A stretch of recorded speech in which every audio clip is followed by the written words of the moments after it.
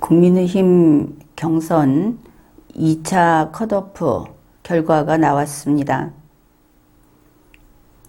역시 예상했던 대로 다들 1, 2, 3위는 정해져 있다 이렇게 생각을 했을 텐데 네 번째 후보가 누구인가? 리마연에서는 이미 한참 전에 이 네 번째 후보는 원희룡이다 이렇게 이야기를 했었습니다. 사실상 이 4강의 변화를 주기 위해서는 윤석열, 홍준표, 유승민 가운데 누군가를 떨궈야 이 4강의 변화가 생기는 그런 구도였습니다. 결국은 원래 우리가 예상했던 그대로 이 네 사람이 원희룡을 포함한 네 사람이 2차 컷오프 통과한 것이죠. 이번에 이 2차 컷오프 규칙은 일반 국민 여론조사 70%, 그러니까 여기에 역선택이 영향을 미칠 수 있는 그런 부분이었고, 당원 선거인단 투표 30%, 이거야 근래에 이제 표면으로 나온 실은 지난 7월 말부터 앞으로 이렇게 가면 이 문제가 생길 거다 했던 그런 것들이 윤석열 후보가 언급을 하는 그런 일이 생김으로 해서 표면화된 겁니다. 그 위장당원 문제. 사실은 위장당원 문제만은 아니죠. 이것이 지난 전당대회 때부터 있었던 일이고 언론에서 노골적으로 이렇게 보도를 했습니다. 이번에 이 당원 선거인단 투표 30%가 들어가는데 이게 그동안 쭉 보수정당에서 지금까지 남아있던 당원들하고 그리고 올해 3월 이후 그때부터 이후에 들어간 그 신규로 들어간 인원들하고 이러한 세력 대결이 될 것이다. 다시 말해서 언론에서도 3월 내지는 5월 그때부터 본격적으로 유입이 된 혹은 끌어들인 이 세력들은 또 각 후보자들이 전략적으로 끌어들인 당원들이다. 이렇게 분석을 하고 있죠. 그렇게 본다면은 5월경까지 전략적으로 끌어들인 그 당원이라고 한다면은 여기에서 윤석열 후보, 최재형 후보 같은 경우는 아주 불리하다. 이때까지는 당원도 아니었고 이렇게 볼 수 있을 겁니다. 그렇다면은 홍준표 후보는 어떤가? 홍준표 후보도 당원이 된 지가 얼마 안 됐죠. 이제 이 전략적이라는 면을 봤을 때는 단연코 유승민 후보가 유리할 수밖에 없다. 처음부터 본인이 이런 설계를 했고 그랬기 때문에 그렇게 해서 그 역선택의 문제가 계속 지적됨에도 불구하고 처음에는 100% 그리고 70% 게다가 이제 당원 선거인단 투표조차 신뢰도가 대단히 저하된 상태에서 이렇게 간다. 그것을 알 수 있습니다. 어차피 국민의힘 내부의 문제이고 늘 이야기를 하죠. 국가의 정치라고 하는 것은 국민 수준을 넘어서지 못한다. 정당의 정치라는 것도 마찬가지입니다. 그 정당의 수준을 넘어서지 못하는 것이죠. 그 정당이 이와 같은 문제를 걸러내고자 한다면은 걸러낼 능력이 있어야 하는 겁니다. 그런데 보면은 그 과두제인 것을 알 수 있죠. 소수가 이것을 좌우하고 있다. 그러한 정당의 생명력이 변변치 않을 것이다 하는 것은 우리가 경험상 알고 있습니다. 이번에 이 발표를 하면서 정홍원 선거관리위원장이 한 이야기 중에 우리가 좀 과연 그렇구나 하고 확인해 볼 대목이 이겁니다. 이제 윤석열, 홍준표, 유승민, 원희룡 네 사람이 11월 4일까지 본경선을 치르게 됐다. 리마연에서 수차 이야기를 했죠. 컷오프라고 하는 것은 국민의힘 당원 당규상의 절차가 아니다. 거기에는 오직 경선만을 규정하고 있는데 지금까지 한 것은 경선이라는 말을 쓸 수는 없고 다만 이번에 여러 가지 그 현실적인 문제로 이런 중간에 끼워 넣는 이런 것을 통해서 매 단계마다 1억 원씩을 내면서 따라온 사람들을 컷오프하고 이런 것을 했다. 다들 그들이 좋다고 했기 때문에 이것은 굳이 법적인 문제까지 논할 것은 없다고 봅니다. 선거관리위원회에서 받아들이기로 한 것으로 보이니까. 다만 이와 같은 정당에 이와 같은 그 컷오프라는 편법을 활용하는, 또 게다가 여러 가지 당원의 마음을 담지 못하는 이런 절차를 진행하는 정당에 그 많은 후보들에게 후원금을 주고 당비를 납부하고 한 사람들은 좀 생각을 해봐야 하지 않겠는가. 내가 바보인가 한번 스스로들 자문해보기 바랍니다. 앞으로 이제 본경선은 이렇게 진행이 된다고 합니다. 7차례 권역별 순회 토론회를 하고 그리고 3차례 1대1 맞수 토론회를 한다고 합니다. 이렇게 돼서 후보자는 이제 4명이 남았죠. 그러면 이들의 관계가 어떻게 될 것인가를 살펴봅시다. 지금 보면 유승민 후보가 해안이 있는 것인지 아니면 유승민 후보의 그 플랜이 착착 진행이 되는 것인지 그런 생각을 합니다. 보면 유승민 후보가 말한 그대로 되었죠. 이렇게 갈 것이다. 이제 유승민 후보가 한 이야기들을 한번 우리가 되짚어 보기로 하죠. 그는 이렇게 이야기를 했습니다. 4강에 올라가게 되면 윤석열은 저절로 떨어질 것이다. 그리고 홍준표 후보하고 유승민 후보의 대결이 될 것이다. 지금 원희룡 후보가 여기 등장을 했는데 이 원희룡 후보가 아닌 다른 누가 됐다 하더라도 하태경 후보가 여기 들어서고 싶어서 굉장히 애를 썼죠.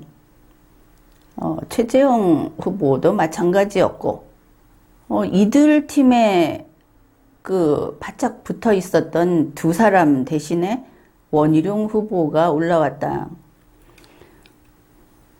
리마연에서 원희룡 후보가 올라올 것이다 라고 했던 데에는 여러 가지 그 단서들이 있기는 있었습니다. 아무튼 유승민 후보는 자기가 싸울 상대는 홍준표다. 그렇게 말을 했습니다. 우선 윤석열 후보부터 제거해 보기로 하죠.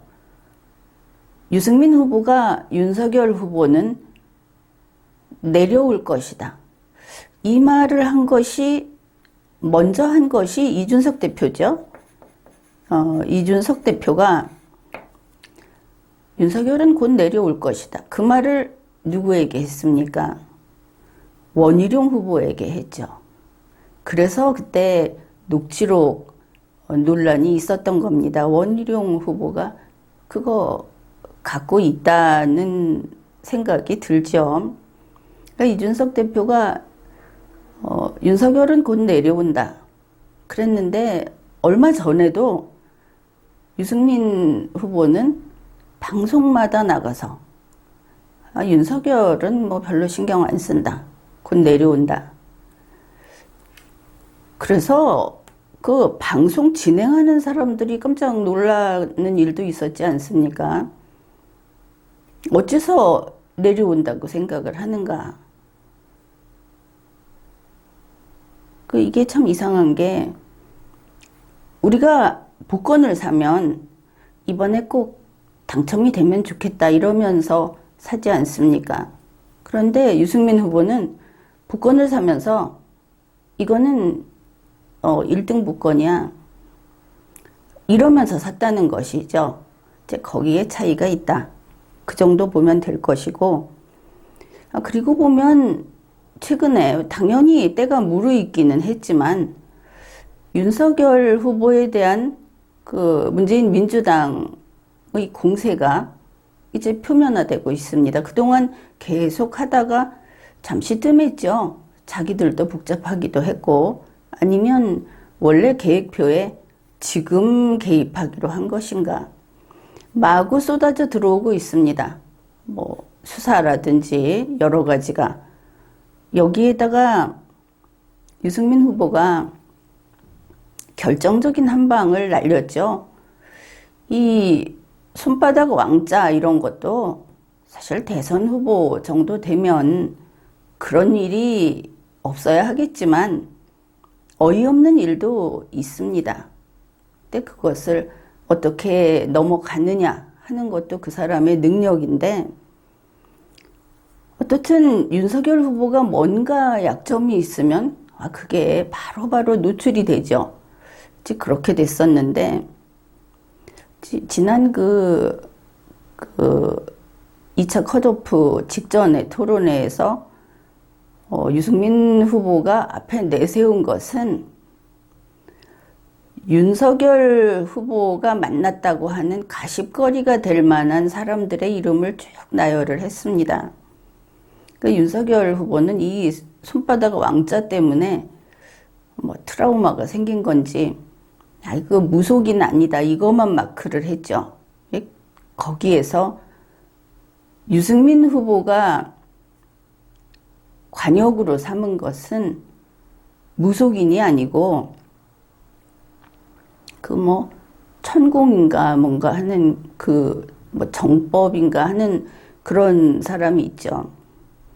그 사람을 타겟으로 한 것을 알 수 있습니다. 그러니까 윤석열 후보는 이걸 마크를 못했습니다. 심지어 나중에 후속 보도를 보니까 이 사람을 비호하는 발언까지 했다. 이 사람 그렇게 이야기하면 명예훼손이 될 수 있다. 그 사람의 명예를 걱정해 줄 정도로 그런 관계인가 하면서 국민이 무엇을 떠올립니까? 조선일보 최보식 전 기자, 지금 다른 매체를 하고 있는데 아주 일찌감치 이 인물에 대해서 취재를 한 적이 있습니다. 그게 이제 심이 박혀 있는 것이죠. 윤석열이라는 사람은 이런 사람하고 실제로 인터뷰를 하니까 그때는 굉장히 가까운 것처럼 이야기를 했죠. 이거는 국민 정서상 넘어가기 어려운 그런 부분입니다.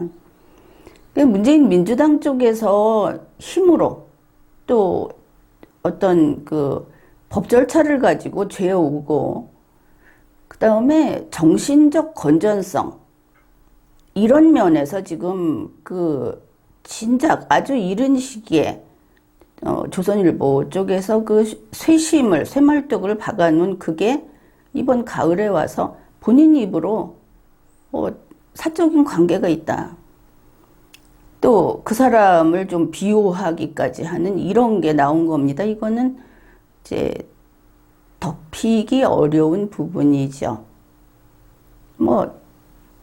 사실이 그렇습니다. 윤석열 후보를 지지하는 사람들은 손바닥에 왕자를 써갖고 나왔을 때도 비호했죠. 뭐 그게 문제냐? 그런데 그 지지자의 숫자는 얼마 안 됩니다. 일반 국민, 윤석열 후보가 전국을 돌아다닌다고 해도 실제로 얼굴 한 번 안 본 유권자가 대다수죠. 그 사람들은 상식을 가지고 판단을 합니다.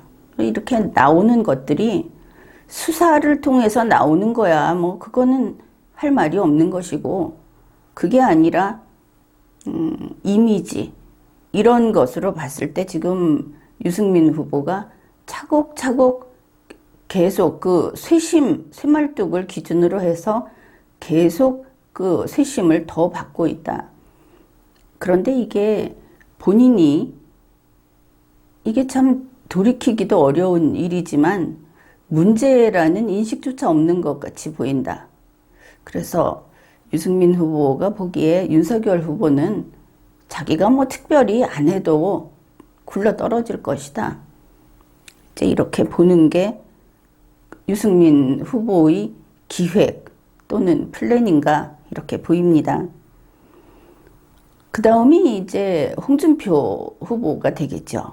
유승민 후보가 내 적수는 홍준표다. 그런데 근래에 홍준표 후보가 어떻게 됐습니까? 얼마 전까지 원희룡 후보하고 하태경 후보가 아주 사납게 물어뜯었습니다. 그러면서 홍준표 후보가 다소 불명확한, 정보에 있어서 불명확하다든지 또 순발력이 좀 떨어진다든지 하는 것들을 좀 통큰, 좀 배포 있는 이런 태도로 넘어갔었는데 휘말려 들었죠. 양쪽에서 그냥 매달려서 물어뜯으니까 좀 봐달라 소리도 하고, 지금 밖에서 그 홍준표 후보를 어떤 사람으로 만들었습니까? 처음에 최재형 후보를 그 노인네 이렇게 그 이미지를 망쳐버리듯이 홍준표 후보가 체력이 딸리는 노인네 지금 이렇게 몰고 가고 있죠. 그래서 뭐 피곤해 보인다느니 무슨 뭐 치매라느니 손을 떨고 있다느니 이런 것들을 막 퍼뜨리고 있습니다. 물론 해봤자 찻잔 안에서의 싸움이기는 합니다. 그런데 이거를 언론사들이 가지고 가서 혹은 그 종편 이런 데서 이제 다루게 되면 뭐 흠집이 나겠죠. 그런데 이 과정을 통해서 이번에 원희룡 후보가 아주 큰 공을 세우지 않았습니까? 홍준표 후보가 이 핵공유 문제에 있어서 되지도 않는 그 고집을 부렸다. 그러면서 이것저것 꺼내서 이 사람이 하는 이야기는 본인이 윤석열 후보한테 했던 비슷한 내용입니다. 본인이 이해도 못하고 있다. 아니면 애초에 잘못 알고 그게 굳어져 있다. 그래서 이 사람 머리는 망가졌다. 근데 지금 그런 분위기로 몰고 가고 있습니다. 아주 부실하고 정보에 있어서 불명확한 정도가 아니고 틀린 정보를 옳다고 이렇게 우기고, 그를 지지하는 사람들도 똑같이 그렇게 그거를 밀고 있다.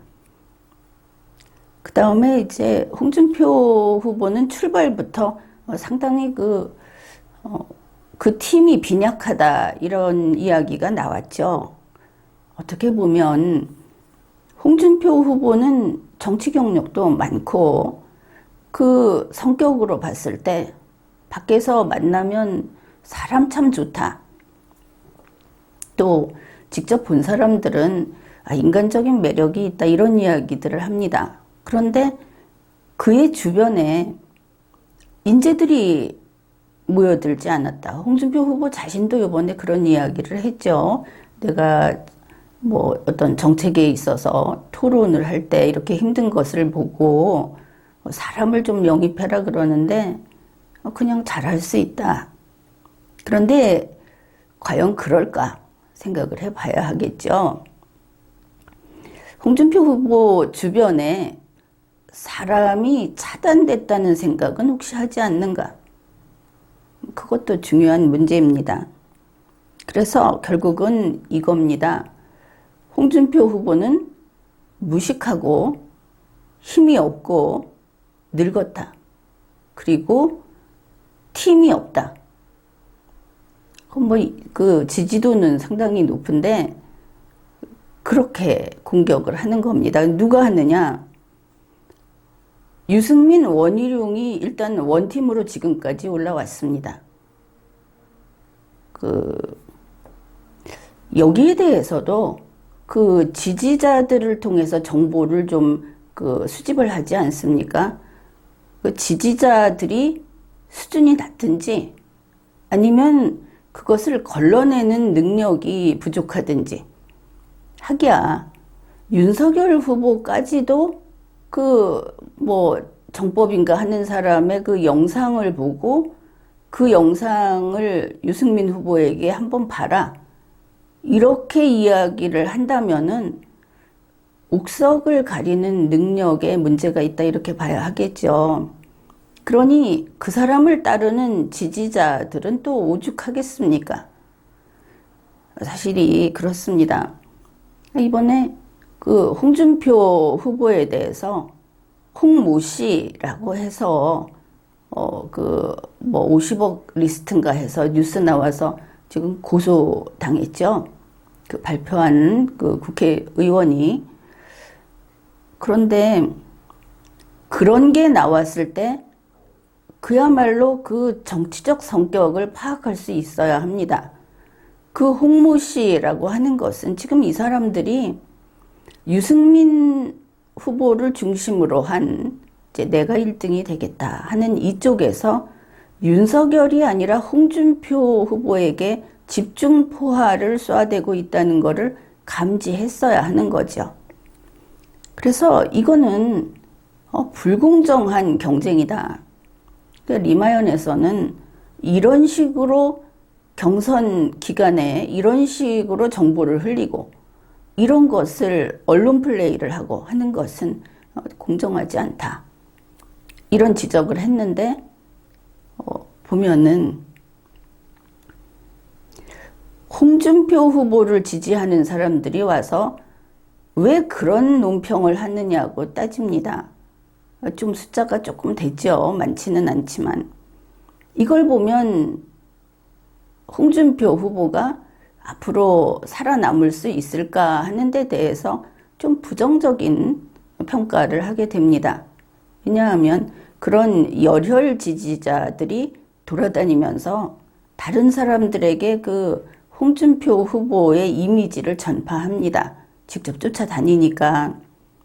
그런데 그 정도 안목이라 하는 것이죠. 그러면은 홍준표 후보 캠프에서는 이런데 대응을 어떻게 할 것인지 하는데 전혀 어떤 지침이 없고, 그리고 상대방이 자기를 욕을 하는 것인지 아닌지도 판단할 능력이 없는, 그야말로 무력하고 무능한 것이 아닌가. 그리고 또 지금 홍준표 후보 지지자들이 아주 입이 험하기로 유명하죠.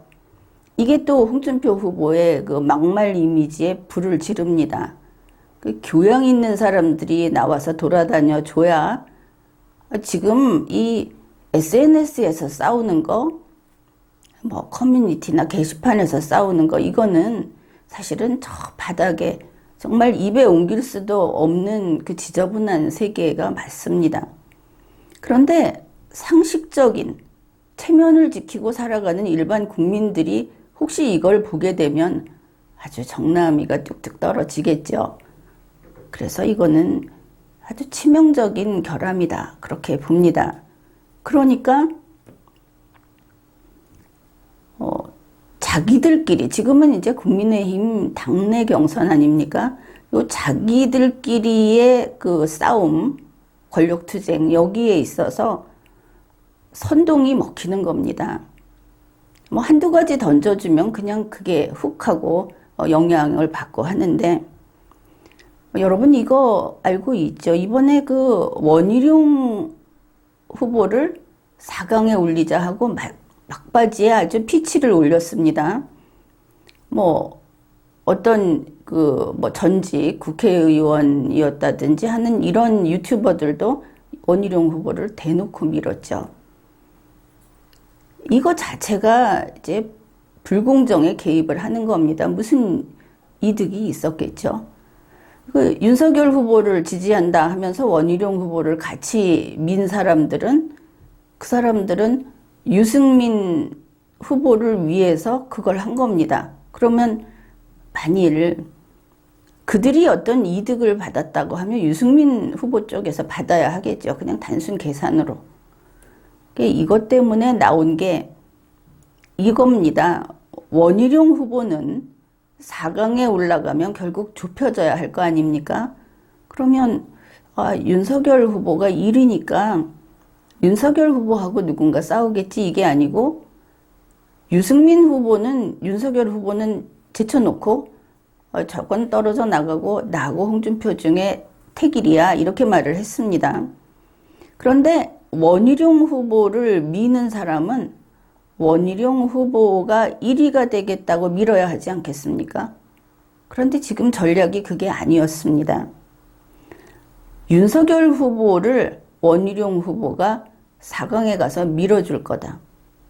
그러면 윤석열 원희룡 팀이 돼가지고 나머지 둘을 대결하게 될 거다.